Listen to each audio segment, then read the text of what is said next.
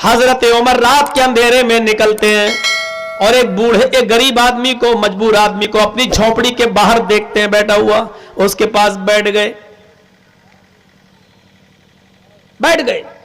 उसके करीब जाकर बैठ गए। मेरे भाइयों, जैसे हजरत उमर उसके पास बैठे, सीरत फारूक में दर्ज किया गया है वह काना मजूसियन औ यहूदियन, वो बूढ़ा या तो मजूसी था या यहूदी, यानी मुसलमान नहीं था, या तो मजूसी था या यहूदी। हजरत उमर उस मजूसी या यहूदी आदमी के पास बैठ गए, बूढ़ा नहीं जवान, उसके पास बैठ गए, उससे पूछने लगे कि भाई तुम क्यों रो रहे हो, तुम्हें क्या परेशानी है? उसने कहा जाओ यार, तुम मेरा दिमाग खराब करने आ गए, जाओ ना यहां से। उसको मालूम नहीं कि अमीरुल मोमिनीन है, ये पूरे इलाके का अमीर है, मालूम नहीं है, उसने कभी करीब से देखा नहीं है। अचानक दूसरे शहर में पहुंचे हुए हैं, अचानक वहां के गवर्नर से कहते तुम बैठो, मैं तुम्हारे शहर का जायजा लेता हूं, देखें कौन अमीर है, कौन परेशान है, देखता हूं कि तुम क्या कर रहे हो। हजरत उमर उस गरीब आदमी के पास बैठे जो मजूसी या यहूदी था, कहा तुम्हें परेशानी बताना पड़ेगी। उसने कहा मेरा दिमाग खराब करने आ गए हो, कौन होते हो? मैं नहीं बताता। कहा देखो यार, अब देखिए उसको बातों में बहलाया, देखो यार मैं भी रात में निकला हूं, मुझे भी परेशानी है, क्यों ना हम अपना दुख तुम्हें बता दें और तुम्हारा दुख हम जान लें, ऐसे एक दूसरे का दिल हल्का हो जाएगा। उसको बनाया, कहने लगा हाँ ये बात तो सही है, क्या बताऊं मेरे भाई। अब वो भाई बन के बात करने लगा, क्या बताऊं मेरे भाई, मैं बहुत परेशान हूं। एक आदमी आता है, तंदुरुस्त है, मोटा ताजा है, और वो बड़ा सुरूर रसूख वाला है। वो आता है, रात के अंधेरे में मुझे मेरी झोपड़ी से कान पकड़ के बाहर निकाल देता है, फिर वो मेरी बीवी के साथ जिना करता है, मेरी बीवी के साथ मुंह काला करता है, और न करने पर उसको जान से मारने की धमकी देता है। मैं क्या करूं, मैं बड़ा परेशान हूं, मैं उसका कुछ कर नहीं सकता क्योंकि बड़ा पावर वाला है, मैं इसलिए रो रहा हूं क्योंकि मैं अपनी बीवी की हिफाजत नहीं कर पाता हूं। उसने मुझे इस तरह बंदिशों में बांध दिया है कि मैं अपनी झोपड़ी छोड़कर कहीं दूसरी जगह भी नहीं जा सकता हूं। हजरत उमर ने यह सुना, दिल से कराह गए, लेकिन उस आदमी के सामने आंसू नहीं निकाले। हजरत उमर ने इतना कहा मेरे भाई यहूदी है या मजूसी, लेकिन उमर कह रहे हैं या अखी, मेरे भाई, इस्लाम की तालीम यही है कि एक दूसरा तुम्हारा भाई है। मेरे भाई क्या वो कल भी आएगा? कहा नहीं, वो कल नहीं आएगा, वो एक दिन छोड़ कर आता है, यानी अब कल के बजाय वो परसों आएगा। अच्छा ठीक है, मैं तुम्हारी मदद करूंगा, परसों वो तुम्हारी बीवी के साथ जिना नहीं कर पाएगा। अरे यार तुम क्या बात कर रहे हो, तुम उसकी ताकत का और उसके पावर का इस्तेमाल तुम नहीं जानते हो। हजरत उमर ने कहा देखो भाई, मैं तो मुसलमान हूं, मैं अपने रब पर भरोसा करता हूं और इतना जानता हूं कि अगर मेरे रब की मदद हुई तो वो परसों इंशाअल्लाह तुम्हारी बीवी के साथ जिना नहीं कर पाएगा, लेकिन मेरी 2-3 बातें मान लो। उसने कहा क्या है? कहा देखो, अपनी बीवी से कह देना खाना बनाकर तैयार रखे, पहली चीज। दूसरी चीज, अपनी बीवी को समझा दो कि जब वो परसों तुम्हारे पास आए, जब वो जिना करने के करीब हो, तो उससे कह दे कि देखो अब तो तुम रोज आते हो, हमारा तुम्हारा मामला तो अब जिंदगी भर चलेगा, तुम अब आए बगैर मानोगे नहीं और मेरे बगैर तुम रहोगे नहीं, तो अब क्यों ना मैं दिलो जान से तुम्हारी हो जाऊं।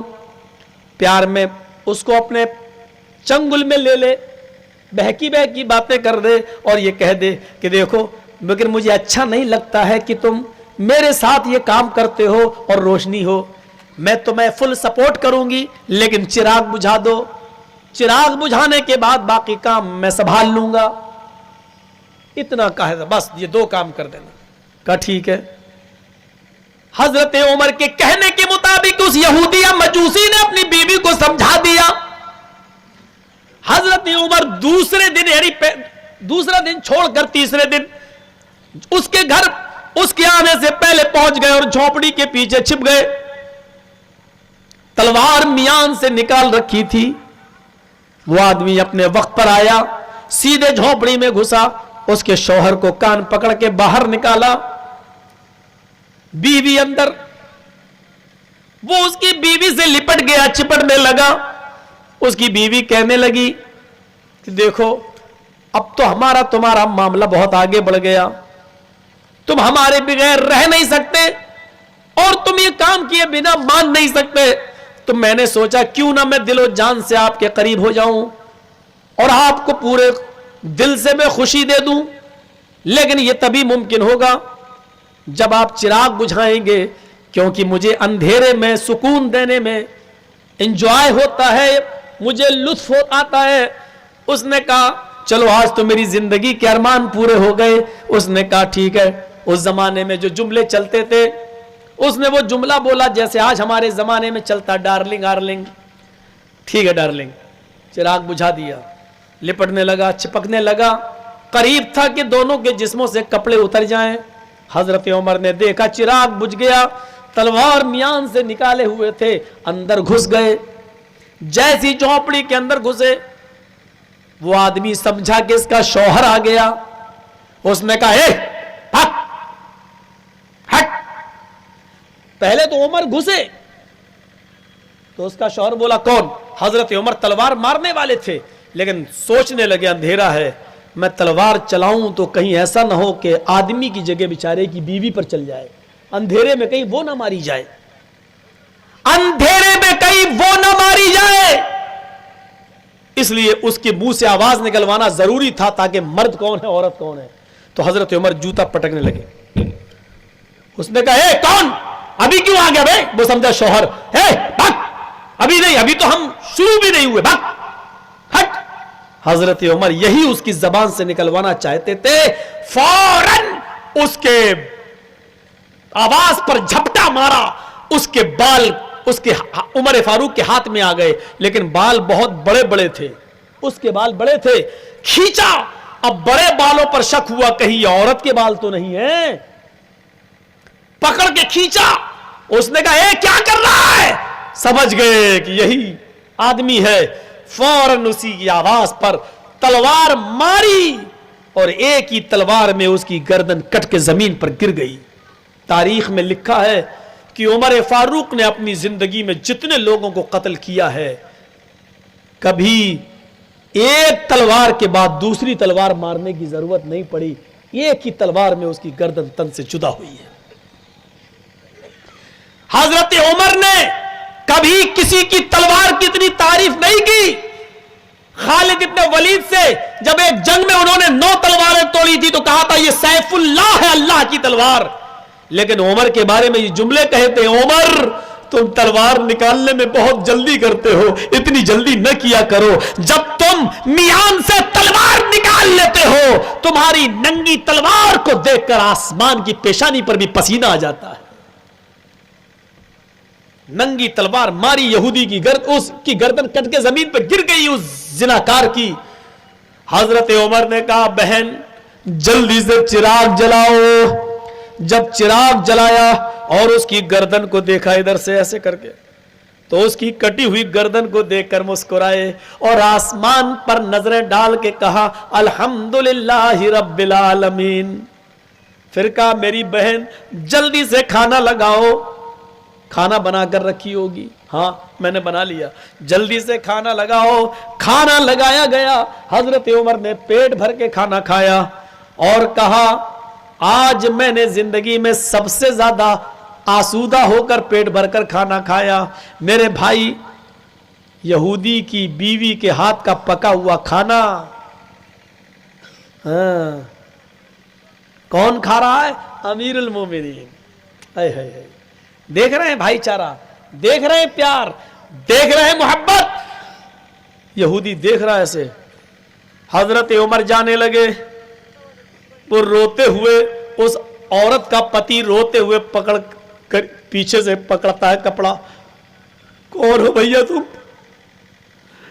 یہ لاش میرے پاس گھر میں. ابھی اگر عمر کے ساتھیوں کو پتا چل گیا یا عمر کو تو قتل کے جرم میں میری بھی گردن کاٹی. میں نے قتل نہیں کیا. تم نے کیا کیا؟ یہ مدد کرنے آئے تھے یا پھنسانے آئے تھے مجھے؟ چیخ چیخ کے رونے لگا. حضرت عمر نے اس کو تسلی دی. کہا بھائی رونے کی ضرورت نہیں, عمر کے ساتھی کچھ نہیں کریں گے. عمر کے ساتھی اس لاش کو لے جائیں گے, اس کو سیئیں گے, ٹانکے ماریں گے اور کہیں لے جا کر قبر میں دفن کر دیں گے. عمر کے ساتھی آئیں گے؟ آپ کیا میرے لیے کنواں کھود رہے ہیں؟ عمر کو اگر پتا چل گیا تو میرا کیا ہوگا؟ فرمایا میں ہی عمر ہوں, میں ہی امیر المومنین ہوں. تمہاری نظر میں امیر المومنین ہوں لیکن حقیقت میں خادم ہوں. مجھے لوگوں